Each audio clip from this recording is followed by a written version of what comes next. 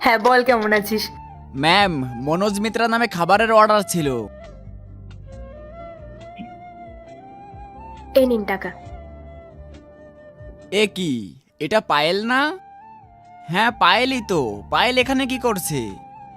বিয়েটা কর এবার, জিয়া কিন্তু তোকে খুবই ভালোবাসে। কি মনোজ? একদম। ও দাদা, টাকাটা নিন আর যান এখান থেকে।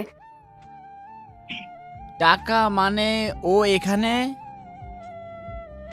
আমি ওকে চিনি। আরে আরে আপনি এ ভাই, কি করছো? কোথায় যাচ্ছ তুমি? ওই একটা মেয়ে দৌড়ে চলে গেল। হ্যাঁ, ওইটা আমার গার্লফ্রেন্ড হয়। কেন? আপনার গার্লফ্রেন্ড হয়? তাহলে কি আমি ভুল দেখলাম? পায়েলকে একটা ফোন করি।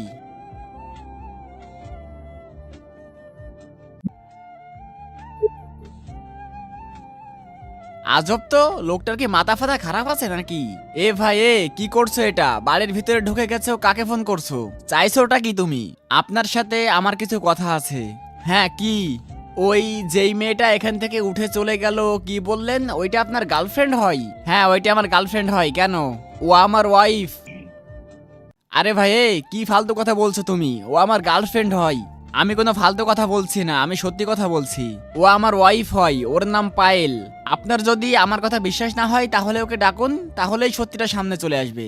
এরপরে কি হয় সেটা দেখার আগে মায়ের কাছে 10 টাকা চাইলে 20 টাকা দেয়, একটা রুটি চাইলে 2টা রুটি দেয়। সেই মাকে যদি ভালোবেসে থাকো তাহলে ভিডিওটিতে লাইক করে চ্যানেলটি সাবস্ক্রাইব করো, আর কমেন্টে আই লাভ ইউ মা লেখো।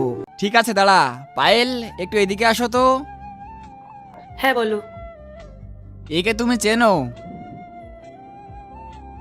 না তো, আমি তো ওকে চিনি না। কেউ? ও তো বলছে তুমি নাকি ওর ওয়াইফ হও।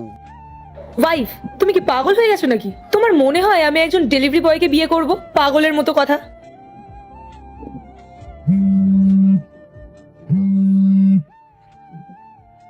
বেবি, কি হচ্ছেটা কি এসব? আর এরপরে কি হয় পার্ট 2 দেখতে চাইলে কমেন্ট করো।